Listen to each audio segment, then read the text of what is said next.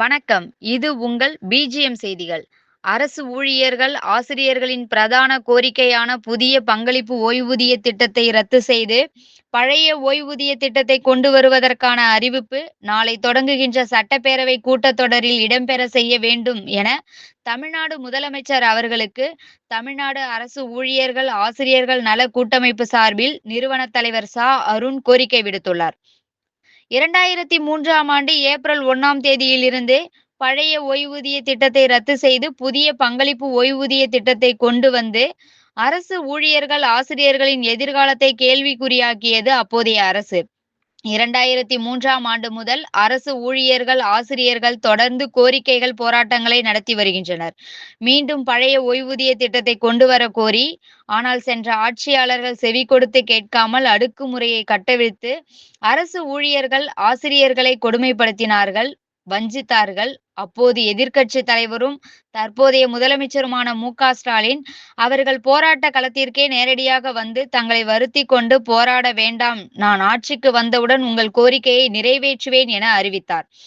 கோரிக்கைகள் அனைத்தும் தேர்தல் அறிக்கையில் இடம்பெற செய்தார். பின்பு ஆட்சிக்கு வந்தவுடன் அதிமுக ஆட்சியில் அரசு ஊழியர்கள், ஆசிரியர்கள் மீது தொடரப்பட்ட வழக்குகள் மற்றும் துறை ரீதியான நடவடிக்கைகளை ரத்து செய்தார். போராட்ட காலத்தை பணிக்காலமாக அறிவித்து பணப்பலனை வழங்கினார்.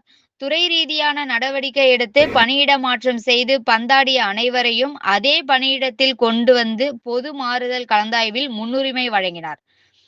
அதிமுக ஆட்சியில் நிறுத்தப்பட்ட அகவிலைப்படியை 6 மாதம் கழித்து வழங்கி, பின்பு ஒன்றிய அரசு எப்போதெல்லாம் அகவிலைப்படி உயர்வை வழங்குகிறதோ, அதே தேதியிட்டு வழங்குவேன் என அறிவித்து, நிதிநிலை சீரானதும் உயர்த்தி வழங்கி வருகிறார் என்பதை அனைவரும் அறிவார்கள்.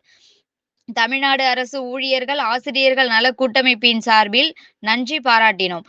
மேலும் ஒன்றிய அரசு அறிவித்து இருக்கின்ற உத்தரவாத ஓய்வூதிய திட்டத்தை போன்று கொண்டு இந்த சட்டப்பேரவை கூட்டத்தொடரில் அரசு ஊழியர்கள், ஆசிரியர்களின் நீண்ட நாள் எதிர்கால வாழ்வாதார கோரிக்கையான புதிய பங்களிப்பு ஓய்வூதிய திட்டத்தை ரத்து செய்து, பழைய ஓய்வூதிய திட்டத்தை கொண்டு வருவதற்கான அறிவிப்பும் ஈட்டிய விடுப்பு ஒப்படைப்பு ஊதியம் மீண்டும் வழங்குதல், பகுதி நேர சிறப்பாசிரியர்கள் பணி நிரந்தரம், இடைநிலை ஆசிரியர்களுக்கான சம வேலைக்கு சம ஊதியம், சிறப்பு காலமுறை ஊதியத்தில் பணியாற்றும் தூய்மை பணியாளர்களை காலமுறை ஊதியத்தில் கொண்டு வருதல் உள்ளிட்ட கோரிக்கைகள் இடம்பெற செய்ய இந்தியாவின் முதன்மை முதலமைச்சர் ஸ்டாலின் அவர்களை தமிழ்நாடு அரசு ஊழியர்கள், ஆசிரியர்கள் நல கூட்டமைப்பு சார்பில் கேட்டுக்கொள்கிறேன்.